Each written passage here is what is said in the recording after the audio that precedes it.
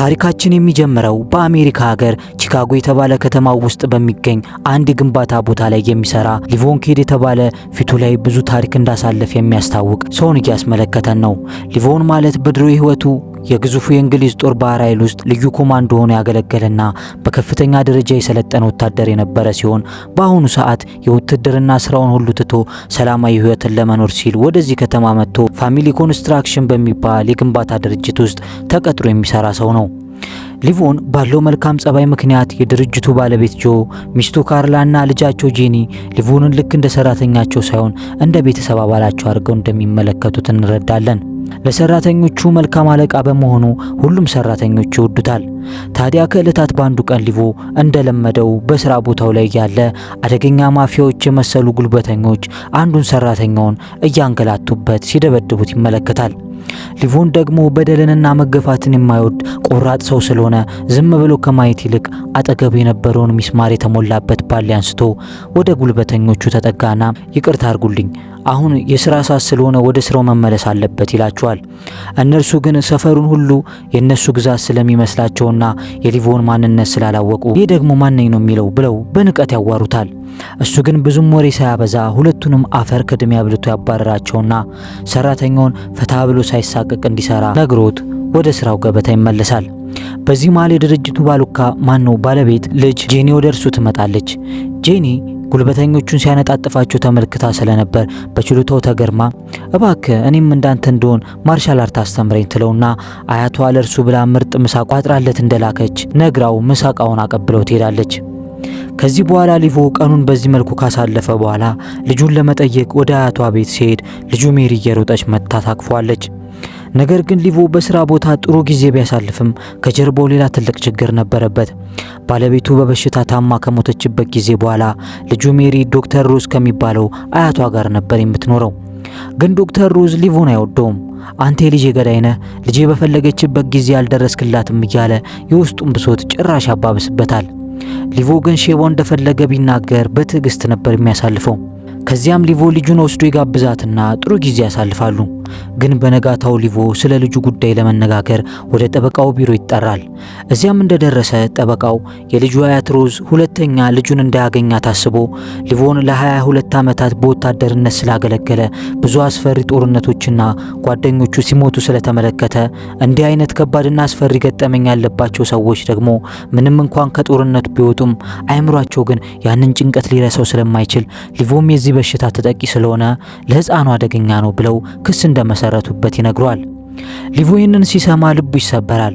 ምክንያቱም 22 ዓመት ሙሉ ለሀገሩ ያበረክተው አገልግሎት አሁን እንደ በሽተኛ ስላስቆጠረው ክፉኛ ያዝናል። እረ በፈጣሪ የሼቦ ቀመር ግን ከባድ ነው። በዚህ ክስ ምክንያት በሳምንት 2 ሰዓት የነበረውን የልጁን የመጠየቂያ ጊዜ አሁን በ2 ሳምንት 1 ሰዓት ብቻ እንዲሆንና በሰው ክትትል እንዲደረግበት መጠየቃቸውን ይገልጽለታል። ሊቮን ግን በበኩሉ የቆጠበው $10,000 እንዳለውና በፍርድ ቤት ለመታገል ዝግጁ መሆኑን ቢገልጽም ጠበቃው ግን ሊቮን አሁንም በመኪናው ውስጥ እንደሚኖር ይህ ደግሞ ዳስ ብሎት ጭራሽ ልጁን እንዳያይ ሊያደርጉት እንደሚችሉ ያስጠነቅቀውና ሰውየው ሀብታምና ጠንካራ የሕግ ጠበቆች ስላሏቸው እጅ ሰጥተን ብንደራደር ይሻላል የሚል ምክር ይሰጧል። ይህ ምን ልፍስፍስ ነው በፈጣሪ። ሊቮ ግን ይህን ሐሳብ በፍጹም ሳይቀበለው ይቀርና መብቱን ለማስከበር ማንም ይሁን ምን እስከ መጨረሻው ለመታገል ዝግጁ መሆኑን ገልጾ በኪሱ ውስጥ የነበረውን ገንዘብ አውጥቶ ጠረጴዛው ላይ አስቀምጦለት ይህን ጉዳይ በድል ለመወጣት እንዘጋጅ ብሎት ወደ ስራው ይሄዳል። ይህ በእንዲህ እንዳለ ሊቮን የሚሰራበት ድርጅት ባለቤት ልጅ ወደ ሆነችው ጄኒ ስንመጣ ጄኒና ጓደኞቿ የዓመቱን ትምህርት በመጨረሳቸው ደስታቸውን ለማክበር ወደ አንድ የመጠጥ ክለብ ተያይዘው ይሄዳሉ። ከዚያም መጠጣቸውን እየጠጡና በሙዚቃው እየተዝናኑ ባሉበት ሰዓት ግን ድንገት ቆንጅዬ ሴቶች እየመለመሉ ለሀብታሞች የሚያቀርቡ ማፊያዎች አይን ውስጥ ይገባሉ። ከዚያም ቫይፐርና አርቴሚስ የተባሉ 2 ማፊያዎች ጄኒ አስረሽ ምቹ ያለች ጭፈሯን ስታቀልጠው እነርሱ ግን በስልካቸው እየቀረጿት ነበር። ልጆቹ መዝናናታቸውን ቀጥለው ሙዚቃው ስላልተመቻቸው ሌላ መጠጥ ቤት ይቀይራሉ። ከዚያም እነ ጄኒ አሪፍ ነው ወዳሉት ክለብ ያመራሉ። ነገር ግን እነሱ በሄዱበት ክለብ ውስጥ የነበረው ጆኒ የተባለው አስተናጋጅ የወንበዴዎቹ መረጃ አቀባይ ሰው መሆኑን እንረዳለን። ጄኒም የሚቀመጡበት ወንበር ስትጠይቀው ጆኒ በፍቅር አይን እየተመለከታት ጥሩ መስተንግዶ ያደርግላቸዋል። ከዚያም ለጓደኞቹ የፈለጓቸው ልጆች ወደ ክለባቸው መምጣታቸውን የሚገልጽ የጽሑፍ መልእክት ይልክላቸዋል። በዚህ መሃል የጄኒ ጓደኛ የሆነችው ኒና መጠጥ አገኘው ብላ ባናቱ ቀምቅማ ስለነበር ሆዷን የሌለ ቆርጣትና ለማስመለስ ወደ መጸዳጃ ቤት እየተጣደፈች ስትሄድ ጄኒማ አብራ ትከተላታለች። ጆኒም ይህን መልካም አጋጣሚ ለጓደኞቹ በድጋሚ ያሳውቃቸዋል። ጄኒም ጓደኛዋ ኒና ደህና መሆኗን አረጋግጣ ከመጸዳጃ ቤቱ ብቻዋን ወጥታ ወደ መቀመጫዋ ስትመለስ ሁለቱ ማፊያዎች ግን ተዘጋጅተው አድብተው እየጠበቋት ስለነበር በድንገት አፏን አፍነው በመያዝ በቫን መኪናቸው ውስጥ አስገብተው ይዘዋት ይከንፋሉ። ምስኪኖቹ ልጆችም ለደስታ የሄዱበት ምሽት በእንደዚህ አይነት መጥፎ አጋጣሚ ይጠናቀቃል። ጄኒ አሁን በማታውቀው ቦታ በክፉ ሰዎች እጅ ወደቀች። እነ ጄኒም ግን እኮ አፈሉ። ከክላስ በኋላ ቤተክርስቲያን እንጂ ምን ጨብሲ ቤት ያዞራቸው። ወደ ሊቮ ስንመለስ ደግሞ ሊቮ ሰኞ ቀን ወደ ስራ ቦታው ሲመጣ ፖሊሶች ከመስሪያ ቤቱ ሲወጡ ይመለከትና ተደናግጦ ወደ ውስጥ ሲገባ ጆና ካርላ የጄኒ መጥፋት ልባቸውን ሰብሮት በትካዜ ይጠብቁታል። ልክ እንደገባም ጄኒ መዝናኛ ቦታ ብላ እንደወጣች መጥፋቷንና እስካሁን እንዳልተመለሰች የት እንዳለችም እንደማያውቁና ፖሊሶች ጉዳዩን እንደቀላል ነገር ስለቆጠሩት ከጓደኞቿ ጋር የሆነ ቦታ ሄዳ ይሆናል ትመጣለች በሚል ቸልተኝነት ምላሽ እንደሰጧቸው ይነግሩታል። ጆና ካርላ በሊቮን ያላቸውን እምነት በመግለጽ እባክህን ልጃችንን ፈልግልን ብለው ይማጸኑታል።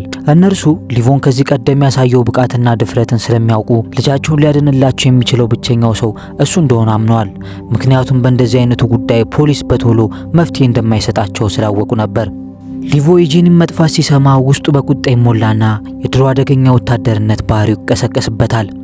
ባለሀብቱ ጆ ልጁን ለማግኘት ማንኛውንም ዋጋ ለመክፈል ዝግጁ ስለነበር ለሊቮ በርካታ ገንዘብ አውጥቶ ይህ ለስራ ሊረዳ ይችላል ብሎ ሊሰጠው ይሞክራል።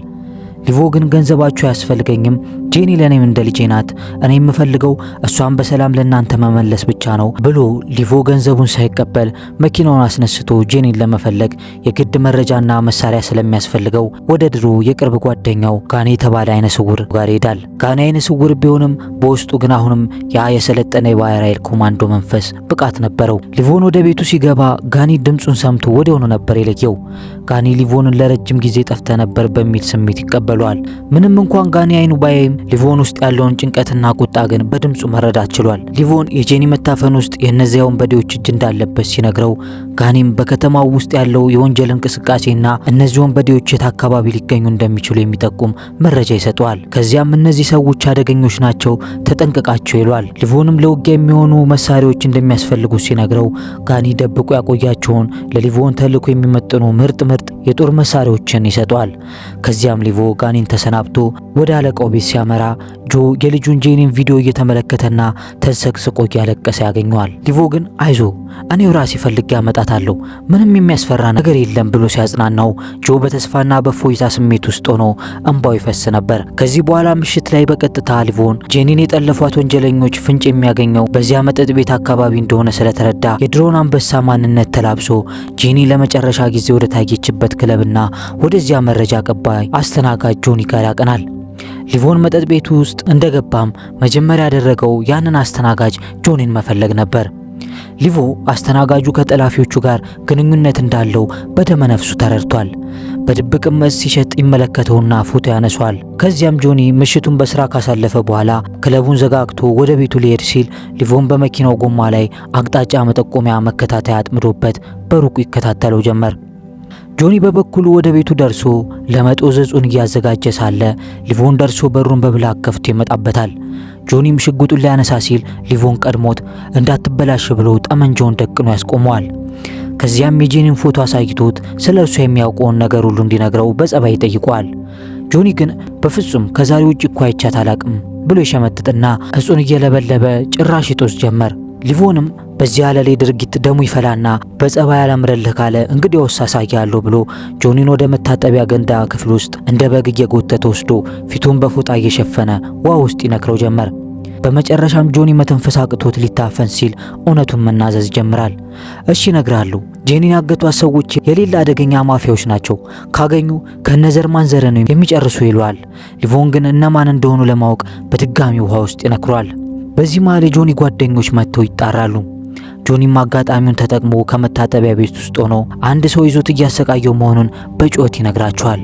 በዚህ ጊዜ ሊቮን ጆኒን አግቶ ይዞት ይመጣና እንዲወጣ በሩን ካልከፈቱለት ጓደኛቸውን እንደሚገላግለው ቢነግራቸውም እነርሱ ግን መስሚያ ስላልነበራቸው የጥይት ማት ያዘንቡበታል። ግን ሊቮ ጄኒን እንደ ጥይት መከላከያ ሲጠቀመው አስተናጋጁ ጆኒ በጓደኞቹ ጥይት ተቆልቶ ይሞታል። ሊቮን ግን ወዲያውኑ ሁለቱን ወንበዴዎች በጥይት ዘርሮ ይጥላቸውና ጓንቱን አድርጎ የሞቱትን ሰዎች ሲፈትሽ በላያቸው ላይ ባለው ንቅሳት የአደገኛ ማፊያ ቡድን አባላት መሆናቸውን ይረዳል። በኪሳቸው የነበረውንም ብዙ ገንዘብ አጽድቶ መሳሪያቸውንም ይዞ ይወጣል። በሌላ በኩል ወደ ታገተችው ጄኒ ስንመጣ ደግሞ በታሰረችበት ጠባብ ክፍል ውስጥ ሆና በዛች ጭንቅ ሰዓት ይቅርታ ሊቮን፣ ራሴን በትምህርቱ ጥሬ ነበር፣ እንዳንተ መሆን እመኝ ነበር እያለች ለራሷ ደጋግማ ትናገር ጀመር። ጄኒ ጎበዝ ተማሪ ነበረች፣ በትምህርቷም ብዙ ስኬቶችን አግኝታለች። ነገር ግን አሁን በእንዲህ አይነት አደገኛ ወንጀለኞች እጅ ስትወድቅ ያ ሁሉ የትምህርት እውቀቷ ከዚህ አደጋ ታደጋትን እንደማይችል ተረዳች። ይህ በእንዲህ እንዳለ በማግስቱ ሊቮን በመኪናው ውስጥ ሆኖ በድብቅ ክትትሉን ሲቀጥል ወደ አስተናጋጁ ጆኒ ቤት ወሎ የተባለ ማፊያዎች መሪ ከሁለት አጃቢዎቹ ጋር ይመጣል። ወሎ በማፊያ ውስጥ ትልቅ ቦታ ያለውና ተፈሪ ሰው ሲሆን አብሮት ያሉት ደግሞ የወሎ አለቃ የሆነው የሲሞን ልጆች ነበሩ። ወደ ውስጥ እንደዘለቁም ጓደኞቻቸው ሁሉም ተዘርረው ያገኟቸዋል። መጀመሪያ ላይ ገንዘብ ለመውሰድ እርስ በርሳቸው የተገዳደሉ ቢመስላቸውም ወሎ ግን የሆነ ነገር እንደተሳሳተ ይረዳል። ወሎ ብልህና ልምድ ያለው ወንጀለኛ ስለሆነ ዝም ብሎ ያሉትን አላመነም። ሰዎቹ እርስ በርሳቸው ተኩሰው ቢገዳደሉ ራሱ ገንዘቡ እዚያውኑ አስከሬኑ አጠገብ መገኘት ነበረበት። ስለዚህ ሌላ ሰው መጥቶ ነው እንደዚህ አበላሽቷቸው የወጣው ይላቸዋል። ከዚያም አስከሬን የሚያነሱ ሰዎች መጥተው ቦታውን ሲያጸዱ ሊቮን ግን አሁንም በሩቅ ሆኖ ሁሉንም ነገር በማስታወሻ ይመዘግብ ነበር። በዚህ መሃል ልጁ ሜሪ በቪዲዮ ደውላለት አባቴ ሰላም ልልና እንደምወድ ልነግርህ ነው የደወልኩልህ ስትለው ፊቱ በደስታ ይበራል። ስልኩ ሲዘጋ ግን የማፊያዎቹ መኪና ሲንቀሳቀስ በንቃት መከታተሉን ይቀጥላል። ከዚያም በድብቅ የሚሄድበትን ከተከታተለው በኋላ በመጨረሻም ቤቱ ሲገባ ይመለከተዋል። ሊቮንም እዚያው በቤቱ አቅራቢያ በሚገኝ ጫካ ውስጥ ተደብቆ በቤቱ ውስጥ የሚሆኑን ነገር ሁሉ በካሜራውና በድምጽ መቅጃው መከታተል ይጀምራል። በዚህ መሃል የወሎ ሚስት መታ ስለናፈቃት ልትስሞ ስትሞክር ወሎ ግን ሂጅ ጥፊ ከዚህ ብሎ በቃሪያ ጥፊ ያጮላታል። ሊቮን ግን ወሎ ይህን ሁሉ ግፍ ሲፈጽም እየተከታተለው ነበር። ከዚያም ሚስትየው በንዴት ቤቱን ጥላለት ስትወጣ ሊቮን እድሉን ተጠቅሞ በድብቅ ወደ ውስጥ ይገባል። ወሎም ሊቮን ተመልክቶ ይደናገጥና ራሱን ለመከላከል ሲሞክር ሊቮ ግን ቡና እያፈላበት የነበረውን ማፊያ ፊቱ ላይ ደፍቶ የቀቅለውና ራሱን መቆጣጠር ሲያቅተው ወደ መዋኛው ገንዳ ወስደውና ወንበር ላይ አስሮት የሚጠይቀውን ነገር ካልመለሰለት ከነወንበሩ ውሃ ውስጥ እንደሚጨምረውና አሟሟቱ የከፋ እንደሚሆን ቢነግረውም ወሎ ግን የብራትቫ የተባለው አደገኛ ማፊያ ቡድን አባል መሆኑን እየገለጸ ጭራሽ እሱን ሊያስፈራረው ይሞክራል። ሊቮ ግን እንዲህ አይነቱን ማስፈራሪያ እንደ ሕፃን ልጅ ወሬ ቆጥሮት በጥፊ ያላጋውና የጥፊ ዛሬ ጠዋት ለመታት ሚስት መታሰቢያ ይሆንልኝ ይሏል። ወሎም አፉ አያርፍም ነበርና ሚስቴ እኮ ናት እንደፈለኩ ባረጋት ምን አገባ ይለዋል። ሊቮ ግን ንዴቱን በሌላ ሞቅ ባለ ጥፊ ይመልስለታል። ወሎም ይህ ሰው እንደማይለቀው ስለተረዳ እሺ ገንዘብ ልስጥና ለቀቀኝ በማለት ሊደራደር ይሞክራል። ሊቮ ግን ስማ እኔ ገንዘብ ለመስረቅ የመጣው ሌባ አይደለሁም በማለት የያዘውን ገንዘብ ገንዳ ውስጥ በትኖለት ታገተችውን የጄኒን ፎቶ አሳይቶ በህይወት መቆየት ከፈለግ ይህች ልጅ የት እንዳለች ብቻ ንገረኝ ብሎ ይጠይቀዋል። ወሎ ግን ጭራሽ በሌላ ቋንቋ መፎከርና ማቅራራት ይጀምራል። ሊቮም ትዕግስቱ ተሟጦ ገመዱን በጥሶ ገንዳው ውስጥ ይጨምረውና ወሎም ወደ ውሃ ውስጥ ከነወንበሩ ሰጥሞ አይሆኑ አሟሟት ይሞታል። ከዚያም ሊቮ ከቤት ወጥቶ ወሎ የተናገረውን በስልኩ ቀርጾት ስለነበር በትርጉም ሲያዳምጥ አንድ ደሜ የሚባል እንግዳ ስም ይሰማል። ሊቮን እስካሁን የሚያውቀው ስለ ጄኒ ጠላፊዎችና ስለ ትናንሽ ወንጀለኞች ነበር። አሁን ግን በትርጉሙ ላይ ደሜ የሚል ስም ሲሰማ ከእነዚህ ወንጀለኞች ጀርባ ያለ ሌላ ትልቅ ሰው ወይም አለቃ መኖሩን ይረዳና ይህን ሰው ለመፈለግ ይወስናል። ይህ በእንዲህ እንዳለ እነዛ ቀደም ብለን ያየናቸው የሟቾቹን አስክሬን ያጸዱት ሰራተኞች ሳይመን ወደ ተባለው የማፊያዎቹ ዋና አለቃ ቤት ይመጡና ለሳይመን ሊቮን በአስተናጋጁ ጆ ቤት ገብቶ ረፍርፏቸው ሲወጣ የሚያሳየውን የካሜራ ቅጂ ያስመለክቱታል። ሳይመንም እንደዚህ አይነት አደገኛ ገዳይ አይቶ ስለማያውቅ በሁኔታው ይገረማል። ግን ሳይመን ነገሩ መስመር እንደሳተ ስለተረዳ በጆኒ ቤት ውስጥ መገኘት የነበረበት $90,000 እንደተዘረፈና እንዲሁም ልጆቹ በስራቸው ላይ በመዘናጋታቸው ምክንያት የሆነ ሰው ቤታቸው ድረስ መጥቶ እንደገደላቸው ያውቃል። ይህ ደግሞ ለእርሱ ትልቅ ውርደት ስለሆነበት በንዴት ገንፍሎ ይህንን ገዳይ ካለበት ፈልጋችሁ ታምጡልኝ ብሎ ይጮህባቸዋል። ወደ ሊቮ ስንመለስ ደግሞ ጄኒ የታገተችበትን ቦታ ለማግኘት የመንግስት መስሪያ ቤት ውስጥ ወደሚሰራው አንድ ጓደኛው ጋር ይደውልና መረጃ እንዲሰጡ ይጠይቀዋል። ወዳጁ ግን ስለጠየቀው የማፊያዎቹ መረጃ ሲሰማ እነዚህ ማፊያዎች አደገኛ ናቸው፣ በአንተ አቅም የሚሆን አይደለም ይለዋል። ሊቮ ግን አንዴ ገብቼበት እርምጃ መውሰድ ጀምሬያለሁ፣ የበሰበሰ ዝናብ አይፈራም፣ አሁን የምፈልገው የት እንደሚደበቁ እንድትነግረኝ ብቻ ነው ይለዋል። በመጨረሻም ማፊያዎቹ የሚሰበሰቡበትንና ህገወጥ ስራቸውን የሚያራምዱበትን መጠጥ ቤት መረጃ ይሰጠዋል። ይህን መረጃ እንደሰማም ሊቮ ልክ ሲመሽለት ጄኒ የታየችበትና የወንጀለኞቹ መደበቂያ ወደ ሆነው መጠጥ ቤት ያመራል። ግን እዛ እንደደረሰ በመጠጥ ቤት ውስጥ የደህንነት ክፍል ሆና ካሜራዎችን የምትቆጣጠረው አርቴሚስ የተባለች መርዝ የሆነች ልጅ ሊቮ ገና ወደ ክለቡ ሲገባ አረማመዱና ቁመናው የፖሊስ ስለመሰላት ምንም አልወደደችውም። እናም ለቡድኗ ማስጠንቀቂያ ትሰጣለች። በዘመናዊ ካሜራዋ አቅርባ ስትመለከተው እንደጠረጠረችው ሊቮን ኪሱ ውስጥ ሽጉጥ መደበቁን ታረጋግጣለች። በዚህ ጊዜ ዳጊ የተባለው ጋርድ ሊቮን ወደ ውስጥ እንዳይገባ ሊከለክለውና ሊያስወጡ ይሞክራል።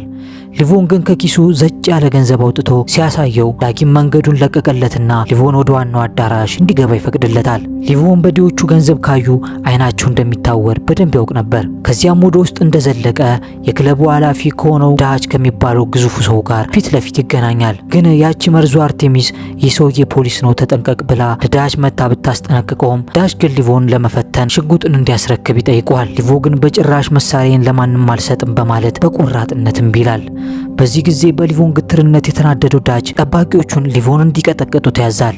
ነገር ግን ሊቮን ለእነርሱ የሚያባክነው ብዙም ጊዜ ስላልነበረው የመጡበትን ሁሉንም ስስ ብልታቸውን እየመታ በአንድ አፍታ መሬት ላይ ያስተኛቸዋል። በዚህ ጊዜ ያን ሁሉ ሰው በጥቂት ሰከንዶች ውስጥ መሬት ሲያስይዝ የተመለከተው ዳችም ሊቮን ተራ ሰው እንዳልሆነ ተረዳና አንተ ፖሊስ ሳትሆን የስራ ሰው ነህ በማለት በአድናቆት እጁን ይዘረጋለታል። በነገራችን ላይ ዳችም እንደዚህ አለሌ ከመሆኑ በፊት በቀድሞ ህይወት ወታደር ነበር። ከዚህ በኋላ ሁለቱም ወታደሮች ስለነበሩ ብዙም ሳይቆይ በደንብ መግባባት ይጀምራሉ። ከዚያም ሊቮን ራሱን የእጽ አከፋፋይ በማስመሰል ብሉግራስ የተባለውን እጽ መግዛት እንደሚፈልግና አሪፍ እቃ በማጣቱ ደንበኞች እየጠፉበት ስለሆነ ምርጥ ነገር እንዲሰጠው ይነግረዋል። በዚህም ዳች አዲስ ደንበኛ ያገኘ መስሎት ለመሸጥ ይስማማል። ከዚህ በኋላ በማግስቱ ጠዋት ሊቮ ከማፊያዎቹ ጋር ገንዘብ ለመለዋወጥ በአንድ ካፌ ሲገናኙ ሴቷ አርቴሚስ በጠረጴዛ ስር ሽጉጥ ደግና ትጠብቀዋለች። ሊቮን ግን ምንም ሳይደናገጥ በራስ መተማመን ገንዘቡን ያስረክባቸውና እጹን እስኪሰጡት ሲጠባበቅ ለደህንነታቸው ሲሉ እዚህ ቦታ እንደማያቀብሉት ይነግሩታል። በዚህ ጊዜ ሊቮን ተናዶ ትሰሙኛላችሁ፣ ገንዘቤን ወስዳችሁ እጹን ግን የማታመጡ ከሆነ አለቀላችሁ ብሎ ዝቶባቸው ይወጣና ወደ መኪናው ገብቶ መንገዱን ይቀጥላል። ብዙም ሳይቆይ ግን ዳች ደውሎ እጹ ያለው ከመኪናው ወንበር ስር እንደሆነ ይነግረዋል። ሊቮንም እጹ እዛው መኖሩን ሲያረጋግጥ ገና አብረን ብዙ እንሰራለን ይለውና ስልኩን ይዘጋዋል። ያው አሁን ሊቮን የወንጀለኞቹን እምነት አግኝቷል። ነገር ግን ከነርሱ ጋር በእጽ ንግዱ የመሳተፍ ፍላጎት አልነበረውም።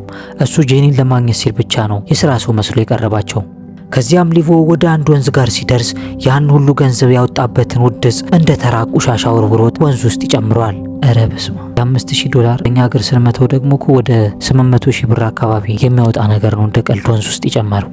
ይህ በእንዲህ እንዳለ ወደ ታገተችው ጄኒ ስንመጣ ደግሞ በዚያው ምሽት እነዚያ የተረገሙ ወንበዴዎች ጄኒን ከመኪናቸው የኋላ ኩፈን ውስጥ እንደ ቃጭ ነው ካመጧት በኋላ ዴይ ለተባለ ሴት ለሚወደው ደንበኛቸው አሳልፈው ሲሰጧት እንመለከታለን።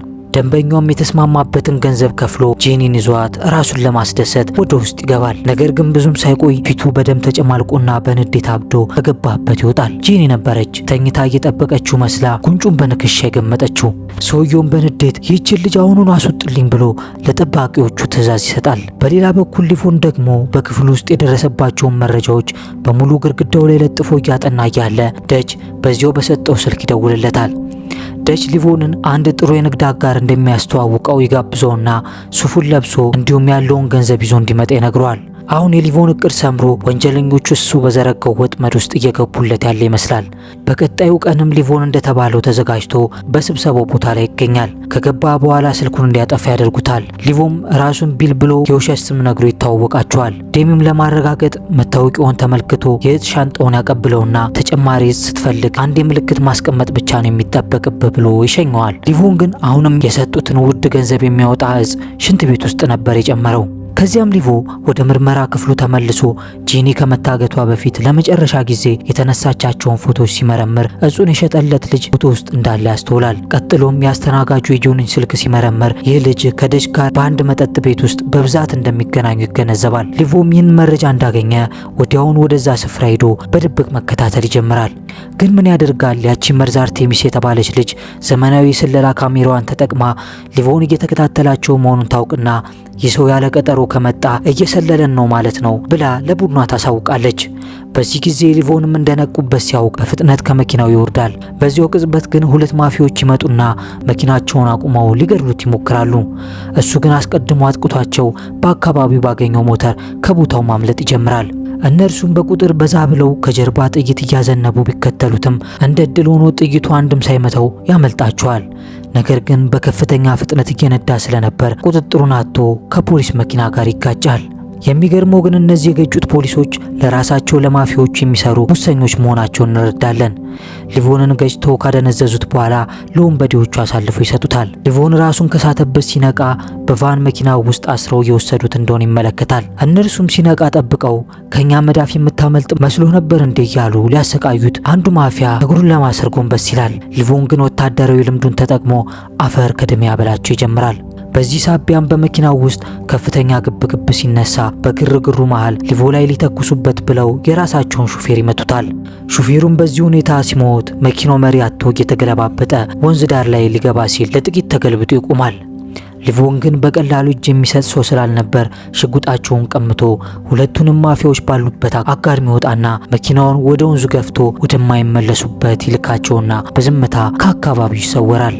በነጋታውም የእነዚህ ወንጀለኞች ዋና መሪ የሆነው ሲሞን ከወንዝ ውስጥ ከነመኪናቸው ገብተው የሞቱትን የልጆቹን አስከሬን ሲመለከት በከፍተኛ ሐዘንና የበቀል ስሜት ተሞልቶ ወንበዴዎቹን በሙሉ ኃይላቸውን ሊቮንን መበቀል እንዳለባቸው ያዛል። በሌላ በኩል ዴሚ ወደ ተባለው ጄኒን ለነከሰችው ሰው ይሸጣት ማለት ነው። ወደ እርሱ ስንመጣ ጄኒን እያነሳ በንዴት ሲያብድ እንመለከተዋለን። ምክንያቱም ጄኒን ሰውየውን በመንከሷ እሱ ደግሞ ፊቱን ለማስጠገን 36 ቦታ በመርፌ ተወግቶ ተሰፍቶ ስለነበር ለዚህ ማካካሻ ደግሞ $200,000 ስለከፈለ ነበር የሚያብደው። ስለዚህ ዴሚ በንዴት ጄኒን እንዲገድሏት ትዕዛዝ ይሰጣል። ይህ በእንዲህ እንዳለ ወደ ማፊያዎቹ ዋና መሪ ስንመጣ ደግሞ የማፊያዎቹን የጦር ምክር ቤት ጠርቶ ስለ ጉዳዩ ማስረዳት ይጀምራል። እረላሽ ጭራሽ ወንበዴ የሆነው ምክር ቤት ምናምን አላቸው ማለት ነው። እናም ሲሞን ለጦርነት ምክር ቤቱ ሁለት ወንድ ልጆቹ በሊቮን አማካኝነት እንደተገደሉበትና ይህ ደግሞ የሆነው ዴሚ በተባለው የቡድናቸው አባል ዝርክርክ አሰራር ምክንያት ስለሆነ ሲሞን የልጆቹን ደም ለመበቀል ዴሚ እንዲገደል አመራሩን ያስፈቅዳል። በአጭሩ ምን እየሆነ መሰላችሁ ቤተሰቦች? የታገተችው ጄኒ በዴሚ ትዕዛዝ ሊገድሏት ከጫፍ ደርሷል። የነ ሲሞን ታዛዥ የሆነው ዴሚ ደግሞ በዝርክርክ አሰራሩ ምክንያት በሲሞን ትዕዛዝ ሊገደል እየተፈለገ ነው። ሊቮን ደግሞ በሁለቱ መሃል ገብቶ ጄኒን ማውጣት አለበት። ይህ ደግሞ ስጋን ከአንበሳ መንጋጋ የማላቀቅ ያህል ከባድ ነው። ግን ዴሚ ከመገደሉ በፊት የማፊያዎቹ አለቃ ሲሞን ከነጠባቂዎቹ ወደ ዴሚ ክለብ ይሄዳል። በዚያም ዴሚ እጹን እየጦዘ ፈታ እያለ ነበር ያገኘው። ሲሞን ልጁን የገደለበትን ሰው ወይም ሊቮንን በአስቸኳይ አግኝቶ ለመበቀል ጓጉቷል። ሊቮን ደግሞ ራሱን ነጻ አዘዋዋሪ አስመስሎ ስለቀረበ ያውቋል። ስለዚህ ሲሞን ዴሚን ወዲያውኑ ከመግደል ይልቅ መጀመሪያ ሊቮን ማን እንደሆነ፣ ከየት እንደመጣና የት ሊያገኝ እንደሚችል መረጃውን ከዴሚ መስማት ስለፈለገ ነበር ወደዚህ የመጣው። ከዚያም ለዴሚ አባቱ በሊቮን ወንበር ላይ ታስሮ ሰጥሞ እንዲሞት እንዳደረገው ሲነግረው ምንም እንኳን ዴሚ አባቱን የማይወደው ስለነበር ልቡ ባያዝንም አብሮት የሚሰራው ሊቮን ግን ይህንን ማድረጉን ሲሰማ ይደነግጣል። ከዚያም ሊቮንን ለ5 ደቂቃ ብቻ እንዳገኘውና መታወቂያውን ያለውን ፎቶግራፍም ጭምር ያሳያቸዋል። ሲሞንም ይህንን መረጃ ካገኘ በኋላ ስማ ሊገል እያሳደደ ነው ተጠንቀቅ ብሎት ጥሎት ይሄዳል። ከዚያም ሲሞን ከዴሚ ያገኘውን ፎቶ ለሀገራቸው ሲሰጠው የቀድሞ ማንነቱን መረጃ በሙሉ ይዘረግፍላቸዋል። በዚህም ሊቮን በልዩ ሁኔታ የሰለጠነ አደገኛ ወታደር መሆኑንና የሚኖርበትን ቤት አቅጣጫ ያገኛሉ። በሌላ በኩል ደግሞ የሊቮን ልጅ ወደሚያሳድገው ሽማግሌው ሮዝ ጋር ስንመጣ ደግሞ በጠዋት ተነስቶ ስፖርቱን ሲሰራ እናገኘዋለን። ነገር ግን ይሰላሙ ድንገት ቤቱን ሰብሮ በገቡት ማፊያዎች ይበላሻል። ማፊያዎቹ በሀከሮች እርዳታ የሊቮን መንጃ ፍቃድ መረጃ ተጠቅመው የሊቮን የግል ታሪክ አድራሹ የት እንደሆነና የቅርብ ቤተሰቡ እነማን እንደሆኑ ስላረጋገጡ ነበር ወደዚህ ቦታ የመጡት። ከዚያም ጠመንጃ ደቅነው ሊቮ ያለበትን ቦታ ብቻ እንዲነግራቸው ይጠይቁታል። በዚህ ጊዜ ሽማግሌውም የሚናገር ይጠፋበታል። ወደ ሊቮን ልጅ ሜሪ ስንመጣ ደግሞ ማፊያዎቹ ሮዝን ስላገቱት ሜሪን ትምህርት ቤት ሄዶ መውሰድ ስላልቻለ አስተማሪዎቹ ለሊቮን ይደውሉለትና ልጁን እንዲወስዳት ይነግሩታል። ሊቮንም በድንጋጤ የሆነ ችግር እንደተፈጠረ ገምቶ በፍጥነት ልጁን ለመውሰድ እየከነፈ ይሄዳል። ግን እንዳሰበው ልጁ ሜሪን ምንም ክፉ ሳያገኛት ትጠብቀዋለች። እዚህም ልቡ ይረጋጋና ደህንነቷን አረጋግጦ ወደ አያቷ ቤት ይወስዳታል። ነገር ግን ሊቮ ወደ ሮዝ ቤት እንደደረሰ ቤቱ ሲነድና በእሳት ሲያያዝ ነበር ያገኘው። ማፊያዎቹ ሮዝን ሊቮ የት እንዳለ ሲጠይቁት መናገር ባለመቻሉ ክፉኛ ደብድቦትና ቤቱን አቃጥለውበት ነበር የሄዱት። በዚህ ጊዜ ሊቮን ተደናግጦ እየሮጠ ለነፍሱ ሳይሳሳ ወደ እሳት ውስጥ ይገባና ሮዝን ጎትቶ ያወጣዋል። ነገር ግን ሽማግሌው ሮዝ አሁንም ቢሆን ሊቮንን ነበር የሚወቅሰው። ይህ ሁሉ ነገር የመጣብን ባንተ ምክንያት ነው፣ ክፉ ጣፈንታ አንተን ሁልጊዜም እንደ ጥላ ይከተላል እያለ ይሰድቦ ጀመር። በዚህ ጊዜ ግን ህፃኗ ሜሪ ተው እንጂ አያቴ እሱ እኮ እሳት ውስጥ እንዳለ ሊተው ይችል ነበር ስትለው ሮዝ የሚመልሰው ያጣል። በመጨረሻም የእሳት አደጋ ሰራተኞች ሲመጡ ሮዝም በህፃኗ ንግግር ልቡ ተሰብሮ ሊቮንን ይቅርታ ይጠይቀዋል። ከዚህ በኋላ ሊቮን ልጁ ሜሪን ደህንነቷ ሊጠበቅበት ወደሚችለው ወደ ጓደኛው ጋኒ ቤት ይዟት ያመራል። ጋኒም በደስታ ነበር ከነሚስቱ የተቀበለው። እናም ሊቮን አሁን ወደ ከፍተኛ ምስቅልቅል ውስጥ መግባቱን ሲያረጋግጥ ተጨማሪ ከሰዎች ሰውሮ ያስቀመጣቸውን አደገኛ የጦር መሳሪያዎች አስታጥቆ ይልከዋል። ግን ከመሄዱ በፊት ልጁ ሜሪ ሆዷ ይባባና አባዬ መች ትመጣለህ ብላ ትጠይቀዋለች። ሊቮም ወታደሮች ትከሻቸው ላይ የሚያደርጉትን ባንዲራ በእጇ ይሰጣትና ይህ አንቺ ጋር ይቀመጥልኝ ስመለስ ወስደዋለሁ የኔ ልጅ ብሎ እንደሚመለስ ቃል ገብቶላት ተሰናብቷቸው ወደ ተልእኮ ይሄዳል። ወደ ታገተችው ጄኒ ስንመጣ ደግሞ አርቴሚስና ጓደኛዋ ጄኒን ወደ ሌላ ቦታ በመኪናቸው ይዘው እያዘዋወሯት ሳለ ምንም አታመጣም ብለው ከመኪናቸው የኋላኛው ክፍል ላይ ያስቀምጧት እጇን አስረው ብቻ ነበር ሲወስዷት የነበረው። ነገር ግን እነርሱ ባላሰቡት ሁኔታ በእግሯ ረግጣ ጭንቅላቷን ስትመታት መኪናውን ትነዳ የነበረችው አርቴሚስ ቁጥጥሯን ታጣና መኪና ወዳልሆነ ቦታ ሄዶ ተጋጅቶ ይቆማል። ይህን መልካም እድል ያገኘችው ጄኒም መኪናውን ከፍታ እየሮጠች ማምለጥ ትጀምራለች እና አርቴሚስ ግን በጭካኔ እየተከታተሉ ቢተኩሱባትም ሊያገኟት አልቻሉም። ከዚያም በጫካው ውስጥ የታሰረ እጇን በአንድ ብረት ከበጠሰች በኋላ ትሰወርባቸዋለች። እነሱም በልጅቷ መጥፋት የሚይዝ የሚጨብጡትን አጥተው በከፍተኛ ሁኔታ ይጨነቃሉ። አርቴሚስ ጓደኛዋን አንተን እንድጠፋ ያረከው ከኋላ ኮፈን ውስጥ ንክተት ስላልሰማ ብለ ይኸው እንድጠፋ አደረካት የማትረባ ደደብ እያለች ትሰድበዋለች። ግን በዚህ መሃል የተሰወረችው ጄኒ በጫካው ውስጥ አድብታ ጠብቃ በአካባቢው ላይ ፖሊሶች በሚያልፉበት ጊዜ ከጫካው ውስጥ ትወጣና መንገዱን ዘግታ እጇን እያውለበለበች ከፍተኛ ችግር ውስጥ ስለሆነች እንዲደርሱላት ትለምናቸዋለች። ግን ምን ያደርጋል እነዚህ ፖሊሶች በማፊያዎች የሚከፈላቸው ሙሰኛ ፖሊሶች ስለነበሩ ምንም ችግር የለም ወደ ቤትሽ በሰላም እናደርስሻለን ብለው የሚወስዷት አስመስለው ቀጥታ ወደ ማፊያዎች ወስደው ያስረክቧታል። ጄኒም ቤት የደረስኩ ብላ በሩ ሲከፈትላት የጠበቋት ጫካው ውስጥ ያመለጠቻቸው አርቴሚስና ጓደኛዋ ነበሩ። በዚህ ጊዜ ጄኒ ክፉኛ ተስፋ ትቆርጣለች። በዚህ መሃል ደግሞ ጄኒ ፊቱን የገመጠችለት ያ ባለ ሀብት ሰውዬ ደውሎ ጄኒን በድጋሚ እንደሚፈልጋትና ምንም ነገር ሳያጣጥቧት እንዳለችው ይዟት እንዲመጡለትና ለዚህ ደግሞ $1 ሚሊዮን ክፍያ እንደሚፈጽምላቸው ያረጋግጥላቸዋል። ማፊያዎቹ አርቴሚስና ጓደኛዋ ምንም አይናቸውን ሳያሹ ወደ ባለ ሀብቱ ቤት ይዟት መጓዝ ጀምራሉ። ወደ ሊቮን ስንመጣ ደግሞ ሊቮ ዴሚ እንዳገታት ደርሶበታል። ምንም እንኳን ጄኒ በዚያ ባትኖርም መረጃውን ለማግኘት ሲል ግን ወደ ክለቡ ያመራል። ከዚያም ጠባቂዎቹን አንድ በአንድ እየረፈረፈ በመጨረሻም ዴሚን ያገኘዋል። ያ ቦቅቧቃ ዴሚም ምንም የማታውቅ አንድ ንጹህ ሴት ይዞ ሽጉጥ ደግኖባት የምትጠጋኝ ከሆነ ጭንቅላቷን ነው መበተነው እያለ ያስፈራረው ጀመር። ግን ምን ያደርጋል ሊቮን አነጣጥሮ እጁ ላይ ተኩሶ መዳፉን የብይ ጉድጓድ አስመስሎ ይበሳለታል። ከዚያም እሱ በወደቀ ጊዜ ያገታትን ሴት ሊቮ ያለውን ገንዘብ በሙሉ ጠራርጋ እንድትወስድ እና ከዚህ ቦታ እንድታመልጥ ይነግራታል። ሴትዮዋም ምን አይነት ከሰማይ የወረደልኝ መና ነው ብላ እየተገረመች ያለውን ገንዘብ በሙሉ አፋፍሳ ከክለቡ ትወጣለች። ከዚያም ሊቮ የጄኒን ፎቶግራፍ ያወጣና ዴሚን እኔ የምፈልገው ይህችን ልጅ የት እንዳረካት ብቻ እንድትነግረኝ ነው፣ እኔ ካንተ ምንም ጸብ የለኝም ይለዋል። ዴሚ ግን በኩራት እየተንቀባረረ ለምንድን ነው ለዚች አንድ ሴት ብለ የራስን ህይወት አደጋ ውስጥ የምትከተው ይለዋል። ሊቮን በበኩሉ እኔ ለቤተሰቦቿ በሰላም እንደማስረክባ ቃል ገብቼላቸዋለሁ ይለውና አሁን ምንም ወሬ እንዳያበዛ ሽጉጡን ደቅነው ልጅቷ ያለችበትን ብቻ እንዲነግሩ ይጠይቀዋል። በዚህ ጊዜ ዴሚም ሊቮ እንደማይለቀውና ልጅቷ ያለችበትን ቦታ ካልነገሩ ደግሞ እንደሚገድለው ስላወቀ እሷ ወዳለችበት ቦታ ይዞት ለመሄድ ይስማማል። እናም በመኪና እየተጓዙ ዴሚ ስለ ማፊያዎቹ የሚያውቀውን ነገር በሙሉ ሚስጥሩን መዘርገፍ ይጀምራል። ነገር ግን ዴሚ የሚያወራው ነገር ሁሉ በጣም ሰቅጣጭ ወንጀል ስለነበር ሊቮ ለመስማት እንኳን ይከብደው ነበር። በመጨረሻም ጄኒ ወደ ታገተችበት የባለ ሀብቱ ቤት አካባቢ ሲደርሱ ሊቮ ከመኪና ዴሚን አውርዶ እንደ ጄኒ ያሉ ምስኪን ሴቶችን እንዴት ወጥመዳቸው ውስጥ እንደሚከቱ እንዲነግረው ይጠይቀዋል። በዚህ ጊዜ ዴሚ ምንም ነገር ሳይሸሽግ መናገር ይጀምራል። በክለቦች ውስጥ አፍላ የሆኑ ቀንበስ ሴቶች ሲመጡ አይናቸው ውስጥ የሚገቡ ሴቶችን በካሜራቸው ይቀርጹና ለባለ ሀብቶች ሲያሳዩቸው እነርሱ ደግሞ የመረጧትን ሴት ገንዘብ ከፍሎ እንደሚገዟትና በመጨረሻም ያለ ሴቷ ፍቃድ አፍነው ለባለ ሀብቶች ወስዶ እንደሚያስረክቧቸው በኩራቱን ይገልጽለታል። ሊቮ የአረመኔ ከዚህ በላይ እንዲያወራ ሊፈቅድለት አልፈለገም። ከዚያም ረግጦ ወደ ረግረግ ውስጥ ይከተውና በሁለት ጥይት እስከ ወዲያኛው ያሰናብተዋል። ጄኒ የታገተችበት ቤት ውስጥ ደግሞ ባለሀብቱ ሰዎችን ሰብስቦ በመዝናናት ላይ ይገኛል። ጄኒ ደግሞ በጨለማ ክፍል ውስጥ ተስፋ በቆረጠ ሁኔታ ተቀምጣ እንመለከታታለን።